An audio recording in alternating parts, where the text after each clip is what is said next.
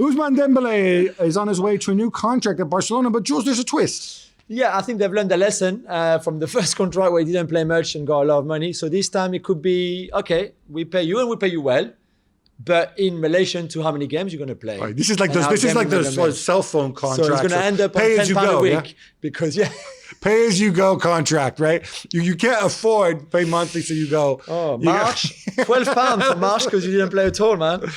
He shouldn't take this, by the way. Nah, he really shouldn't. So. He should laugh in their faces. Yeah, I think it's an option, but I don't think they would be the final one.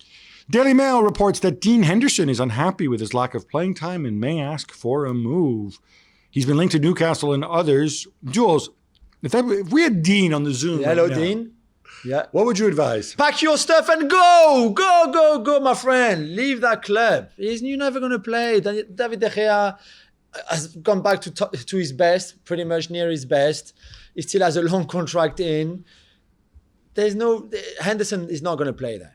So go somewhere else, get some minute. You might be back with England as well. You might... He's got to go. Revive your career. You've got to go. If he's not going to play, my son said, you've got to go, blood. You've got to go. Is it also coincidence that Dean Henderson comes back and David De Gea starts playing better? If you were unkind, you might connect the two. Yeah. According to Gazzetta dello Sport, Milan are negotiating a new deal with Alessio Romagnoli, whose contract expires in June, without talking to his agent, Mino Raiola. So, you go the back door. Gab, does this make sense to you? The new contract, I mean, not talking to Mino. Well, they're apparently negotiating a pay cut. Romagnoli's on a big contract, and he's not real. Simon Kjær and Fikayo Tomori are the starters. He's played only like 6 games or 7 games in Serie A. I like this attitude to take, saying like, look, you're a good guy to have around. We like having you here. We can't justify paying you this much. Is there room for a pay cut, maybe with bonuses or whatever? By the way, if we talk directly without Mino in the room, it might be better. I wonder too if maybe... from Mino's perspective too, he said a little bit like the Donnarumma thing, right? Okay, let me hardball, and Romagnoli's, there'll be a market for him, and now maybe also because he's playing less, maybe there's less of a market for him. Maybe, yeah. He's only 26 though, so he's still only 26. I think he's got stuff to give, and a lot of Milan fans are so like critical of him because of his lack of pace or whatever. I think he's a really good leader, and Simon Kjær is not going to be around forever, and so maybe you can reinvent yourself there. I think it's the right attitude. I think they're playing this correctly. Put it that way.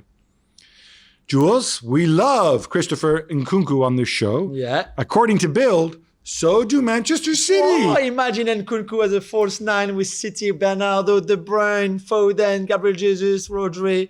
That would be amazing. I think they're right to look at him. I don't know how much Leipzig would ask for someone they bought for 15 million euros, I think it was.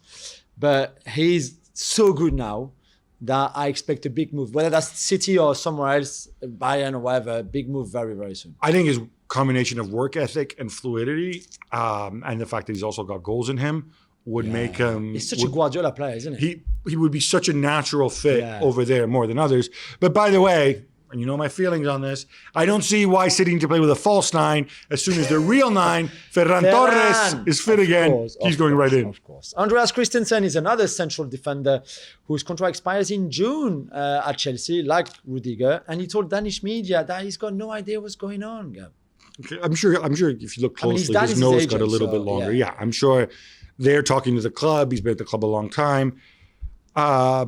I think there's issues of leverage here going on. I've made the point that, if you're Chelsea, your defenders in general aren't, again, they're not getting younger. You have to think in terms of Azpilicueta's not going to be around forever.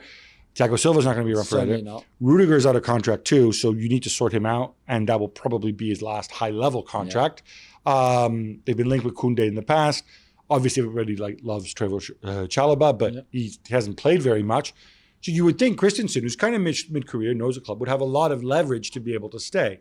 I don't know if it's a question he's asking too much money or what the plans are, but I think he actually has a ton of leverage in this situation. I agree. So I'd be surprised if he went elsewhere. Sao Paulo have terminated Dani Alves' contract, Gab, and straight away he's been linked with a talk to return to Barcelona.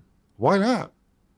Yeah? Why not? I don't know. Not to play, please. He's 39 years old. Bring something to the dressing room, experience. He's been playing. If Marcelo can play, why can't sometimes in some games. Yeah, exactly. I'm sorry. I'm going to ask you right now.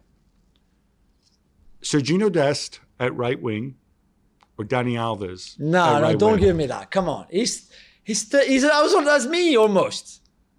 Come on, he hasn't played for 5 months or something. Bring him in. For sure, bring him in. He will share his experience, everything, knowledge of the league, the club. I'd bring him in as player coach. Trophies. Maybe, but not as an intention to play him even now. No, obviously not. But I think he's got a lot to give. Well, thank you very much for watching ESPN on YouTube. For more sports highlights and analysis, be sure to download the ESPN app. And for live streaming, premium content, and let's not forget as well, ESPN FC 7 days a week. Subscribe to ESPN Plus.